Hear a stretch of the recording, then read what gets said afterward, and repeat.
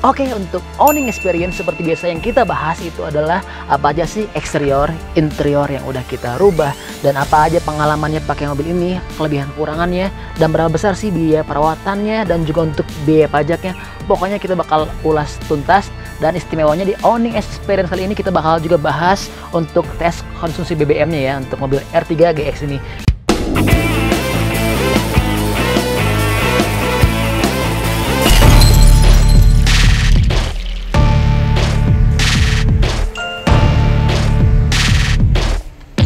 Assalamualaikum, halo guys, ketemu lagi dengan saya Indra.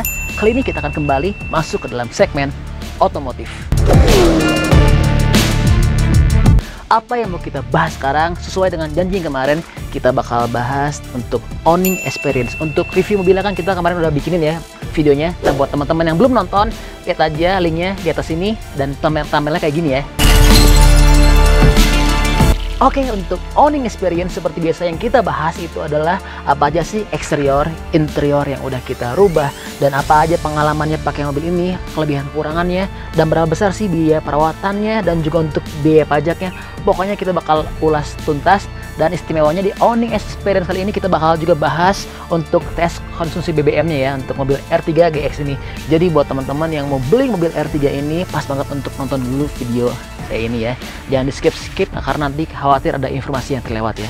Oke, untuk mempersingkat waktu langsung kita mulai. Tapi sebelum mulai, tolong bantu dong subscribe channel saya Indra, dan juga jangan lupa di like dan di share video saya ini supaya saya bisa terus bersemangat untuk berbagi info penting kepada teman-teman semua. Oke, seperti biasa untuk yang awal kita bahas yaitu adalah eksteriornya, apa aja yang udah kita rubah. Ini bisa teman-teman lihat ya, ini semuanya masih originalan semua. Dan pengalaman saya itu yang paling senang di R3 itu adalah dia lampunya udah keren modelnya, udah proyektor, namun sayang dia belum DRL ya. Dan ini juga untuk bagiannya depannya, ini luar biasa ya, gagah ya. Untuk bagian eksterior kita bahasnya secara singkat aja karena kan udah kita ulas di review ya. Ini cuman untuk ngasih tahu aja apa aja yang udah kita rubah dan masih originalan ya. Dan untuk bagian samping ini semua masih full ya, nggak ada yang dirubah. Paling ini teman-teman mesti tahu di bagian belakang kita udah rubah ya. Untuk R3 ini untuk bawaan aslinya itu yang tipe GX, tapi sayang dia nggak dapat kamera mundur. Jadi buat teman-teman yang perlu pakai kamera mundur, ini masih masang lagi tambahan, tapi dia nggak susah karena dia udah ada dudukannya ya, tinggal langsung pasang aja plug and play. Nah, inilah kelemahan R3 untuk tipe yang sekelas ini. Sebut aja kita expander, mobilio. Itu untuk expander dan mobilio itu sudah dikasih kamera belakang ya. Untuk R3 dia belum, makanya sayang banget ya. Dan untuk bagian belakang bagasi ini juga kita rubah ya. Udah ada audio ini, aslinya ini nggak ada. Dan untuk pengalaman saya pakai mobil ini bener-bener enak banget ya, bawaannya bisa luas banget, bisa lega, dan dia itu bisa rata ini kursinya. Cuman dia berbeda dengan mobil expander, dia tuh bisa miring ya ke sana kanan kiri. Mobilio dia kelemahannya ke atas, jadi ruangannya udah habis. Nah, kalau ini itu bagus banget karena dia rata ya.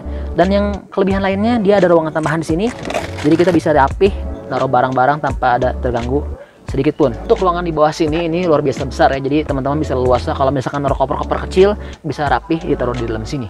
Jadi untuk pengalaman pemakaian kita untuk bagasi cukup oke ya. Oke guys, mungkin cukup sekian untuk bagian eksterior. Sekarang kita lihat ke bagian interior ya, dan kita ceritain ke teman-teman gimana feel kita selama berkendara pakai mobil R3 GX ini, supaya teman-teman nggak nyesel kalau misalkan yang mau beli mobil ini ya. Oke, setelah kita masuk ke dalam bagian interior, nah ini buat teman-teman salah satu kelebihan dari R3 ini. Di dulu pertama saya bilang mobilnya murah namun fitur berlimpah. Nah, itu sesuai dengan judulnya. Harga R3 ini kalau dibandingkan dengan rivalnya ini sangat lumayan lebih murah ya, jauh. Untuk mobil expander dia sekitar 250-260 jutaan. Nah, tapi kalau untuk mobilio dia lebih mahal ya, untuk yang RS.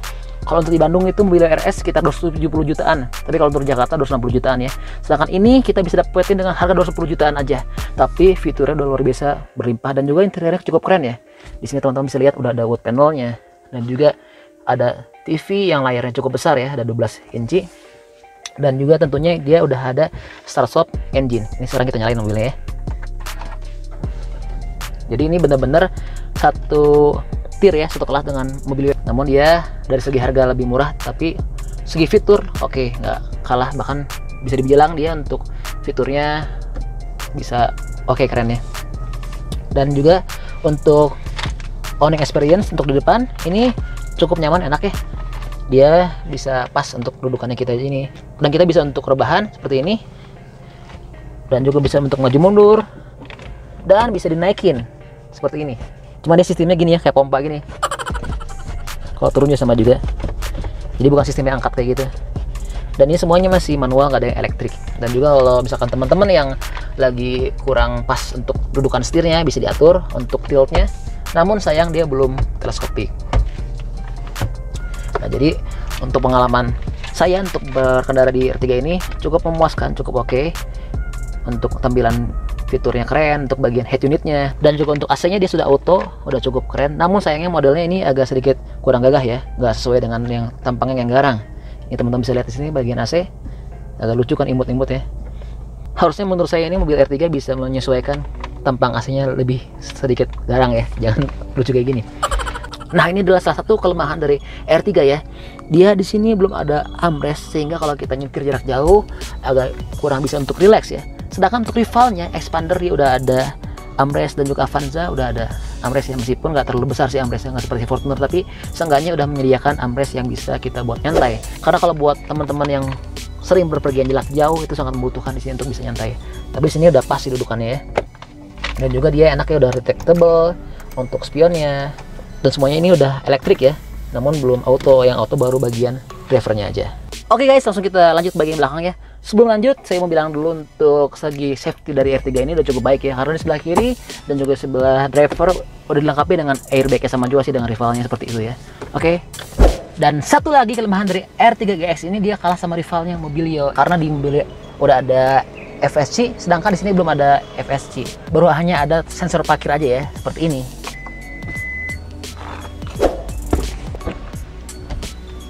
Nah, sekarang kita masuk ke bagian tengah. Untuk di sini owning experience-nya cukup enak juga, mewah ya.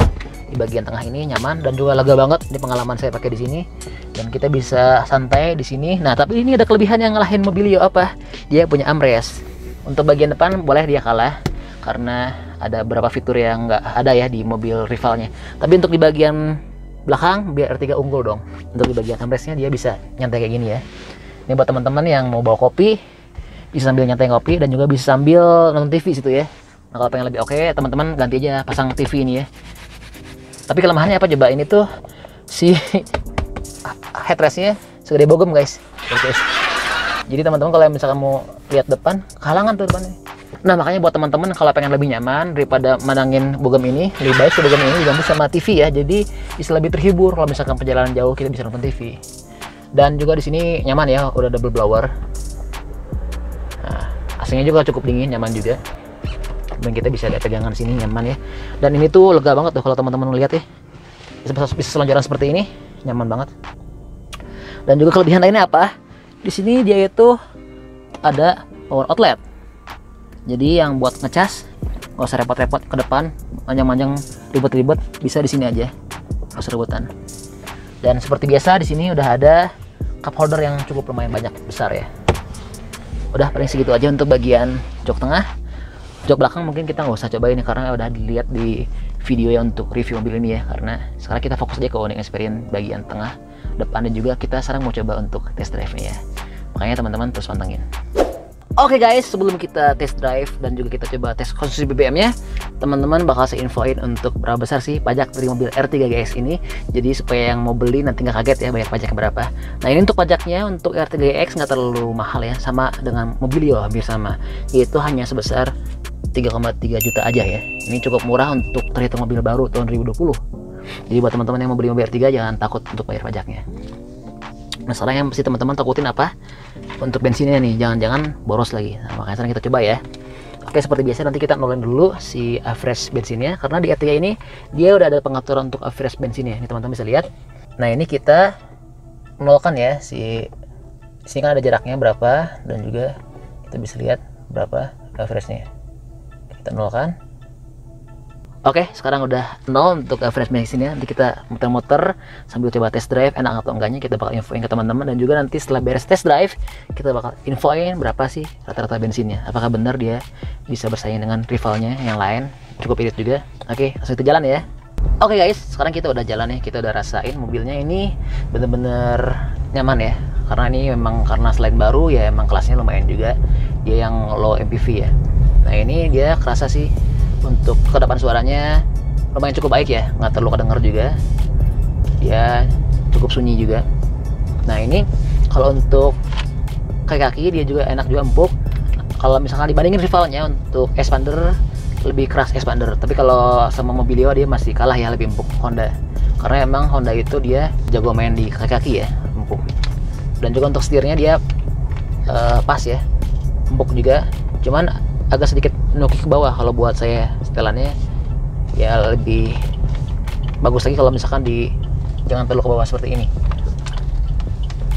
Dan ini kita nyetirnya berdua ya. Nah ini kelemahannya, ada lagi kekurangannya untuk R3 ini. Dia fiturnya udah oke, cuman untuk segi driver ya sih, saya kan pakai safety belt nih ya, untuk nyetir kan penting nih. Ini saya buka nih, bunyi ya, bunyi kan sensornya. Nah coba kan kalau untuk dari segi penumpang, ini kalau nggak dipakai dia nggak bunyi. Ini saya sengaja nggak pakai ya, karena hanya buat konten aja. Tapi kalau kita benerannya pakai, ini teman-teman bisa lihat untuk penumpang saya sebelah sini, ini nggak dipasang safety beltnya, dan teman-teman bisa dengar nggak ada bunyi apapun untuk radar sensor untuk safety beltnya. Jadi sayang banget ya, untuk mobil sekelas R3 ini belum ada sensor untuk pengaman safety beltnya. Apalagi orang-orang Indonesia kan, ya nggak semuanya sih, pada umumnya pada sering lebih seneng nggak pakai safety belt ya.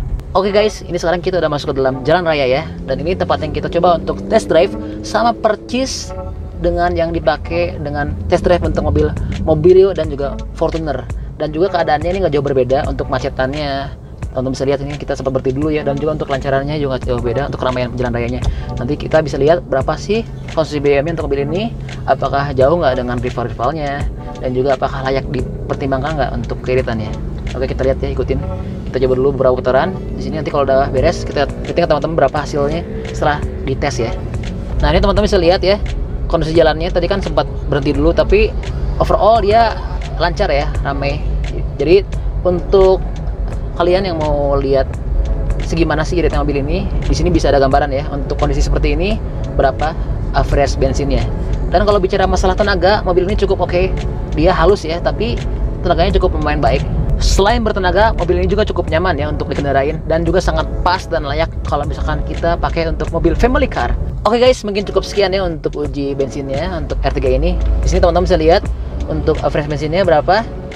Ini ada di angka 18-an ya. Jadi buat semua yang udah lihat video saya untuk testing BBM mobil Mobilio, bisa bandingin kan ya.